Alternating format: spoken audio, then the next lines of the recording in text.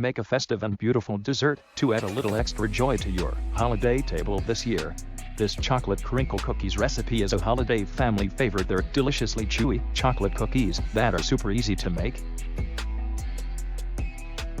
In a large mixing bowl, beat together oil, chocolate, and sugar until light and fluffy. Add eggs and vanilla extract and mix until well combined. In a separate bowl, combine flour, baking powder, and salt and add to the wet ingredients. Mix until just combined. Don't overmix and chill for at least a few hours, then chilled it overnight. You're going to need to preheat the oven to 350 degrees. Make sure to also prepare cookie pans by either greasing them or lining with parchment paper or a silicone liner. Roll teaspoons of dough into small balls and cover in confectioner's sugar. Bake for 10 to 12 minutes. Don't overbake. Cool and serve. Enjoy this traditional spiced holiday drink with an added twist. In a large saucepan or pot, combine cider, cranberry juice, lemon juice, pineapple juice, orange slices, cloves, honey, sugar, and cinnamon sticks. Bring to a boil. Reduce the heat to a simmer. Add nutmeg, ginger, and allspice. Simmer for 10 to 15 minutes, stirring occasionally. Brined roast goose with orange glaze recipe. In some parts of the world, roasting goose is a Thanksgiving tradition, but it is not a common type of poultry on dinner tables or restaurant menus. As a consequence, your attendees may be absolutely amazed if you bring out a goose for a special occasion.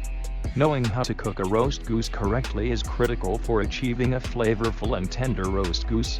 The key is to soak it in brine first, then baste it as it roasts. The brine has cardamom, cinnamon, and allspice flavors, and the glaze has an orange flavor. Before you start, make sure that you have a bag or container that is large enough to hold the goose and allow it to cover it completely. How to make it? Wash the goose and trim away any excess fat. For brining, place the meat in a large cooking bag in a roasting pan or a large covered container.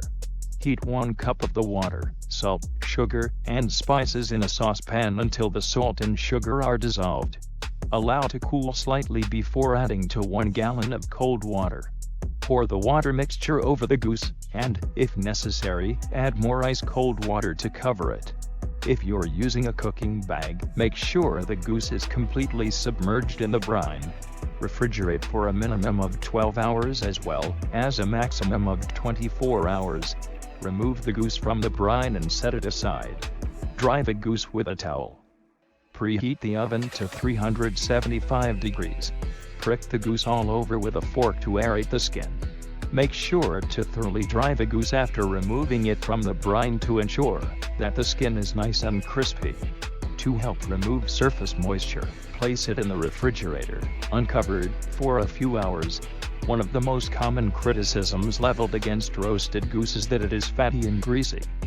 As a result, before returning to the oven and applying the glaze, it is critical to pour off as much fat as possible. Walking is a great form of exercise itself, but doing it after eating benefits your body even more by increasing metabolism, assisting digestion.